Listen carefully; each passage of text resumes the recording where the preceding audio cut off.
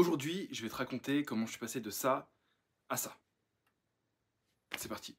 Tout a commencé fin décembre 2021. Je pars en voyage avec ma copine faire un tour d'Europe. J'avais toujours mangé beaucoup, mais j'avais jamais vraiment eu de conséquences sur mon poids, même sur mon apparence physique. Donc en voyage, je me suis pas privé, j'ai mangé de tout. Quasiment tous les jours, je mangeais soit des gros sandwichs que je me préparais moi-même, soit j'allais au restaurant ou au fast-food. Je me faisais plaisir en fait, clairement je me faisais plaisir. Je me rappellerai toujours de ce moment où je monte sur la balance. J'étais en Suède, dans un centre de spa, et je monte sur la balance et je vois que l'aiguille hésite et puis se cale sur 95 kg. Ma puberté avait fortement ralenti et mon corps avait commencé à stocker du gras. J'étais tombé dans le piège de la croissance sans même m'en rendre compte. Sur le moment, j'étais surpris, mais pas outre mesure. C'était juste un chiffre et je voyais pas vraiment de problème à peser lourd. J'étais même plutôt fier de moi. Le temps passe sans que je fasse vraiment attention à ça, jusqu'en Tunisie où je pesais 98 kg, à peu près vers fin juin 2022. Et c'est là que ça a commencé à sérieusement devenir un problème.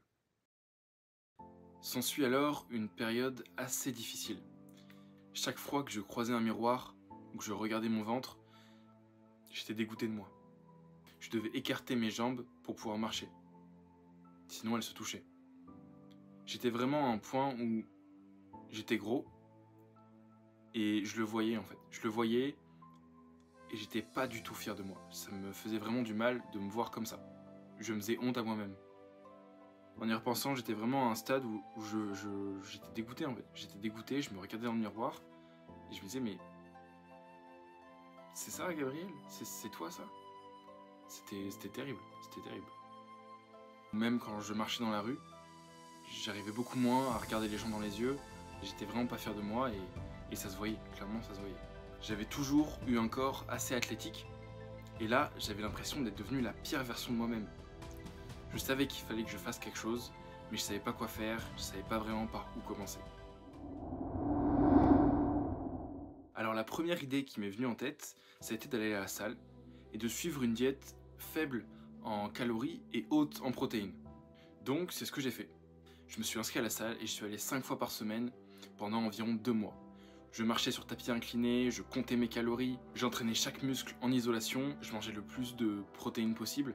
Je prenais de la whey, d'ailleurs je prenais de la whey. Le truc c'est que j'avais pris, je me dis ouais je vais prendre le plus healthy possible, le meilleur pour la santé. Et du coup je me suis dit je vais prendre celle qui a le moins d'additifs. Donc j'en ai pris une nature. Le goût était horrible. Ça a été vraiment la mixture la plus bizarre que j'ai pu manger et la moins goûteuse clairement. Donc je m'infligeais ça, je faisais tout bien clairement, je faisais tout comme un bon go muscu. Et tout ça, je l'ai fait pendant 2 mois.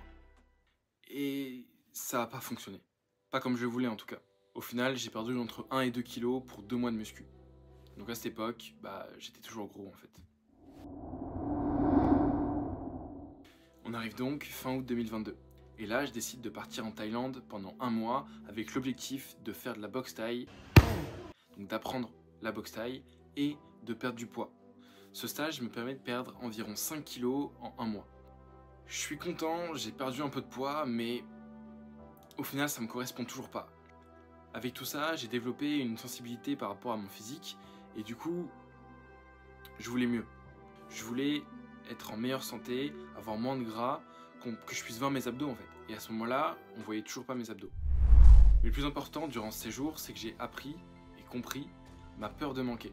Quelques jours après, je tombe malade et je mange pas pendant 2 jours. Et là, c'est l'illumination, parce que je me rends compte que j'ai perdu du poids.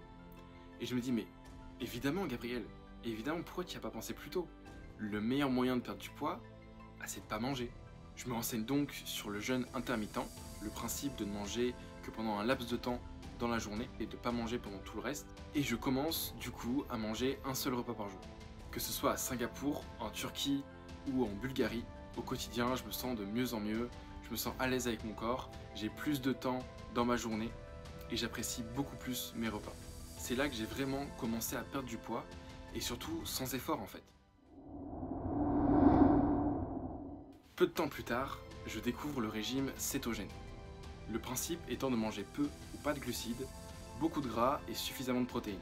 Ça force le corps à utiliser les graisses pour fabriquer de l'énergie. Je teste donc ce régime en même temps que mon jeûne intermittent et je perds du poids encore plus facilement.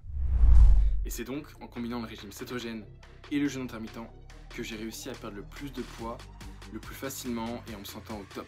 Donc 5 mois après avoir commencé ma perte de poids, j'atteins ce physique.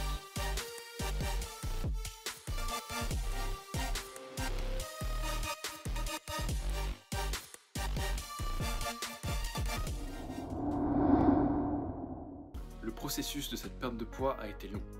Pas toujours facile, surtout psychologiquement. Mais grâce à cette expérience, j'ai pu comprendre que les choses prennent du temps et que c'est normal et que c'est sain. Parce que grâce à cette perte de poids, j'ai pu comprendre comment mon corps fonctionnait. J'ai appris beaucoup de choses sur la nutrition et même sur le fonctionnement global du corps. Et si j'avais eu une baguette magique pour perdre toute ma graisse d'un claquement de doigts, j'aurais pas appris tout ça et je saurais toujours pas comment fonctionne mon corps et sûrement très rapidement j'aurais repris du poids et repris toutes les graisses que j'avais perdues. Parce que j'aurais rien appris en fait. Donc peu importe ce que toi tu fais dans ta vie actuellement, peu importe l'objectif que tu as, si c'est de perdre du poids, prendre du muscle ou quoi que ce soit d'autre, ça s'applique de partout. N'essaye pas de vouloir les choses trop vite. Accepte que les choses prennent du temps. Retiens que les choses qui mettent du temps à être bâties durent beaucoup plus longtemps que les choses qui sont construites très rapidement.